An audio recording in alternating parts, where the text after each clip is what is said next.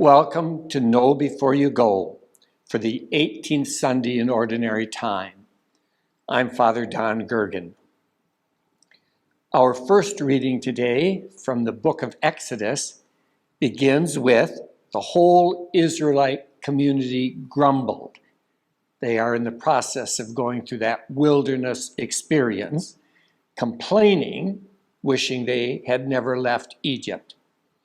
But the Lord, in response, did not reprimand them or punish them.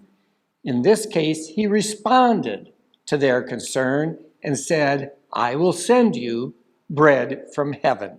And we have the story of the giving of manna in the desert. In the gospel text from the Gospel of John, we have Jesus speaking in a similar way about the Lord giving bread from heaven. And in that case, Jesus says, I am the bread from heaven. I am the living bread. If we go back to the Exodus account for a moment, it's intriguing because God seems to find a way to provide them with food in the midst of wilderness. Now, historically, geographically, what it is that they were eating that they had discovered, it came to be known as manna because when they saw it, they weren't sure what it was, and they said, manna, which, not easy to translate, but is, what is it? The text even said, on seeing this, something like hoarfrost on the ground, the Israelites asked one another, what is this?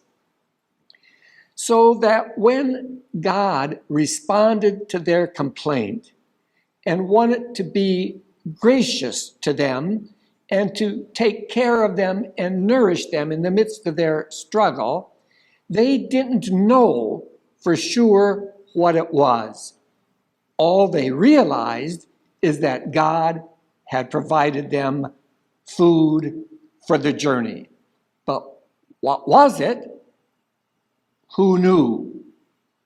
So likewise for us, in so many ways, when we are tempted to complain or do complain, God does find ways to enter into our lives, even though we may not always, perhaps rarely, fully understand or even always see what exactly God is doing for us. Interestingly then, if we go to the gospel text, when Jesus says, I am the living bread, we can take that same expression, what is it? And in this case, apply it to the bread of the New Testament, Jesus of Nazareth. Who is he? Frequently asked in the Gospels. Who is this? Where did he come from? How can he do these amazing things?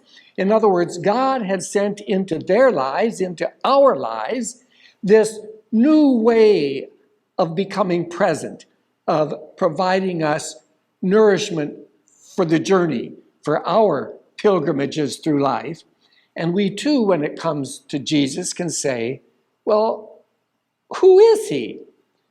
Looking back, there's so much we can say about the Word made flesh. But at that time, when Jesus was there, again, they knew that this man came from God, was sent by God.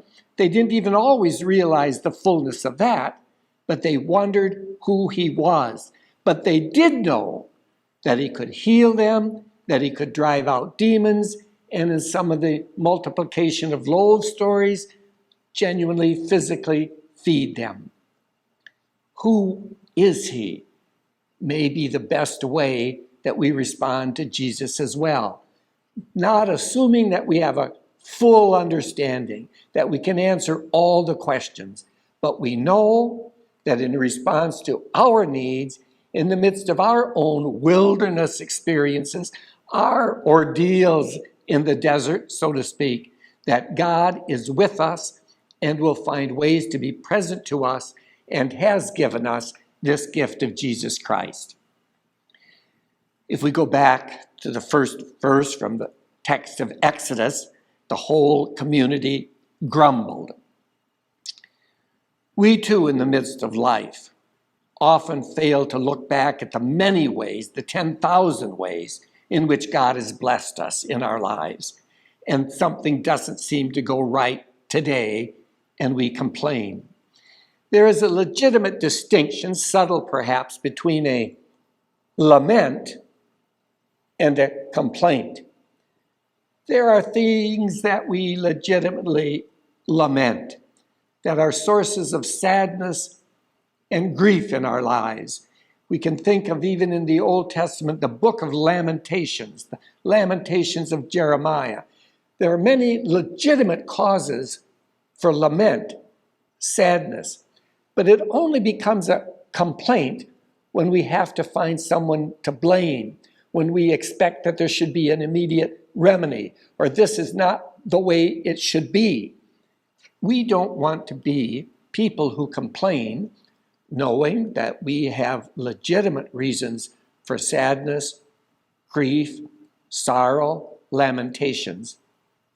But in the midst of the ways in which we do complain, let us realize God is there and is going to be responsive, and we simply need to be people of faith and see what God is giving us, even if we don't always see it totally or fully understand.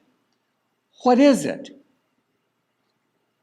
How, Lord, are you making yourself present? What is it that I don't see? I do know and believe that you are with me. Lord Jesus Christ, who are you? I know that you are here, present with me.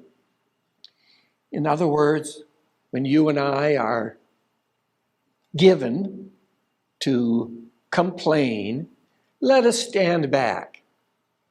Think of Jesus' response in the New Testament to the people, God's response in the Old Testament, and with gratitude, thank the Lord. Let us rely on our faith, and when we are inclined to grumble, to stand back and say, I believe, Lord, to rely on our faith and to know that God is with us and will see us through any challenge or struggle we have. Let us carry that good news with us throughout the day and this week. The one who is with us. Thank you.